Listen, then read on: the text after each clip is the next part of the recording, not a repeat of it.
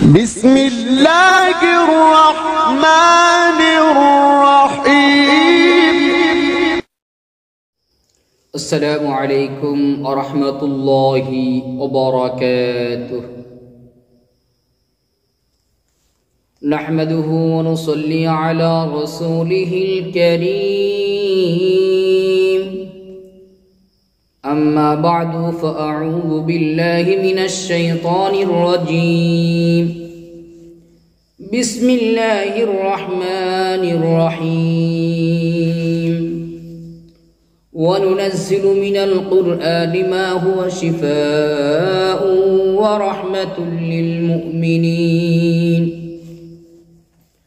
صدق الله المولانا العظيم.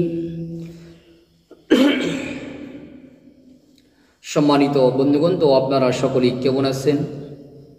আশা করি আল্লাহ সুবহানাহু ওয়া তাআলার রহমতে সকলেই ভালো আছেন। আমিও আল্লাহ সুবহানাহু ওয়া তাআলার রহমতে খুবই ভালো আছি, আলহামদুলিল্লাহ। সম্মানিত বন্ধুগণ, তো আজকে আপনাদের মাঝে একটি বিষয় নিয়ে আসলাম, অত্যাধিক গুরুত্বপূর্ণ একটি বিষয়।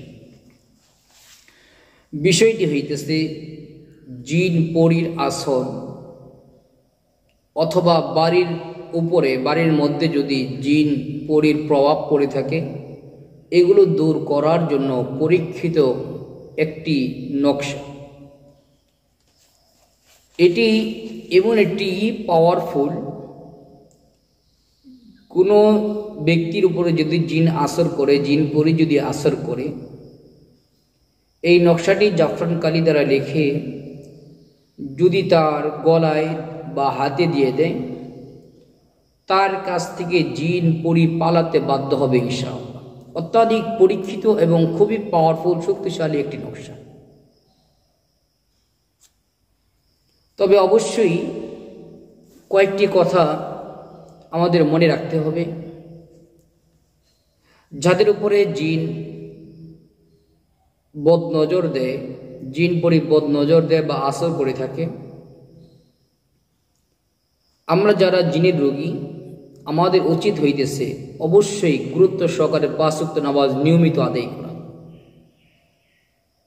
পড়তে মনে চাইবে না, জোর করে হলেও পড়া, এটা হলো প্রথম কাজ, মনে রাখতে হবে আমাদের। 2 নম্বর, সকাল সন্ধ্যা শরীরটাকে নিজে নিজে বন করে নেওয়া। 3 নম্বর, বেশি বেশি আল্লাহ পাকের নিকট সাহায্য প্রার্থনা করা। এই 3টা কাজ হইতেছে প্রথম কাজ, যেগুলো আমাদের করতেই হবে। এরপর হইতেছে পদ্ধতি। আমি স্ক্রিনে একটি নকশা দিয়ে দিব, এই নকশাটি জাফরান কালি দ্বারা লিখবেন। অবশ্যই প্রথমে ওযু করবেন, কিবলামুখী হয়ে বসবেন, কয়েকবার ইস্তেগফার পাঠ করবেন, এরপরে 100 বার দুরূদ শরীফ পাঠ করে তারপর এই নকশাটি জাফরান কালি দ্বারা লিখবেন। কাগজে লিখে, 1 টুকরা কাগজ, অর্থাৎ নকশা যেই কাগজে লিখবেন, একবার লিখে ওই কাগজটি ঘরের বা বাড়ির যেটা মেন গেট বা মেন দরজা, এই দরজার মধ্যে লটকায় দিবেন। ইনশাআল্লাহ ওই বাড়ির ভিতরে আর জিন প্রবেশ করতে পারবে না। যার উপরে আসর করবে তাকেও 1 টুকরা একটি নকশা লিখে তার গলায় ঝুলিয়ে দিবেন, গলায় বেঁধে দিবেন অথবা হাতে বেঁধে দিবেন। ইনশাআল্লাহ তার কাছ থেকে জিন পরী পালাতে বাধ্য হবে ইনশাআল্লাহ। প্রথমে যে 3টা আমলের কথা বললাম, ওই 3টা কিন্তু করতেই হবে, লাজিম, বাধ্যতামূলক। পরে হলো এই পদ্ধতি অবলম্বন করবে ইনশাআল্লাহ। এর মাধ্যমে আল্লাহ সুবহানাহু ওয়া তাআলা আমাদেরকে জিন পরীর যত প্রকারের সমস্যা আছে ইনশাআল্লাহ সমাধান হয়ে যাবে।